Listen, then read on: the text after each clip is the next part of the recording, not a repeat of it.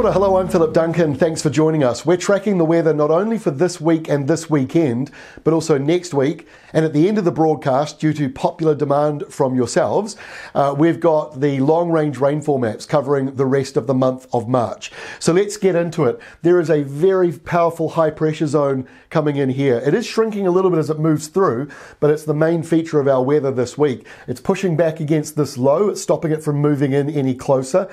Heaviest rain still around Hawke's Bay, northern Hawke's Bay, and around Gisborne area. But this high is also driving in a much cooler southerly flow. So the temperatures are down for the next couple of days as it rolls on through. So we've got the long-range rain maps for you at the end of this broadcast, but here is the short-range ones for the next 4 days ahead. And as you can see, the heaviest falls are around north of Napier, up around Wairoa, Frasertown. You'll be getting another 40 millimetres or so for the next few days ahead. Gisborne's got about 30 or so millimetres coming in, and then the yellows you see, that's in around about that 10 to 20 millimetre mark. So you can see that southerly change coming through on Wednesday with those showers, and the wet weather up here, a combination of that southerly and also the offshore low. Bit of rain up here as well. You'll see that more coming in for the weekend, but next week even more so.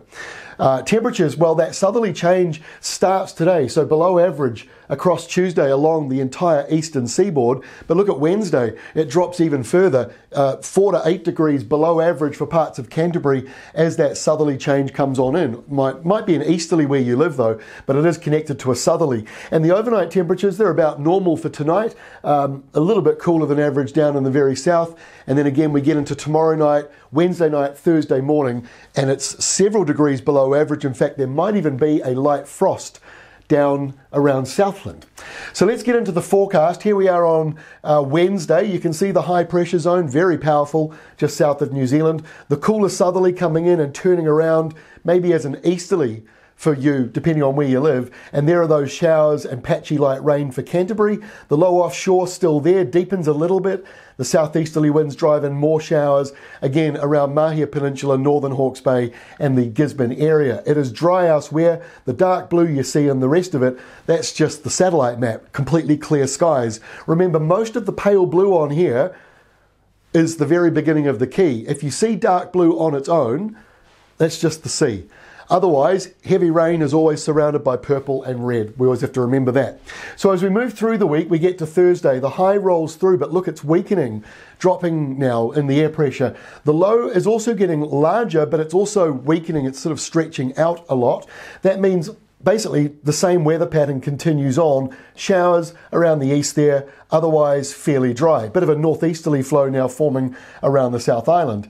As we get to the end of the week, those southeasterlies and the showers only accumulating 1, 2, 3 millimetres. It won't be a huge amount coming through for this eastern side. Dry pretty much everywhere else. But look at this. There's a new low forming up here, and the next incoming high is quite weak. So as we go into the weekend, we get a new development. We get this new low pressure zone forming on Saturday down here in the southern Tasman Sea, and it kind of stops that high from rolling in, which isn't very powerful anyway. So this makes things a little more vulnerable in the New Zealand area, and that is critical if you need rain.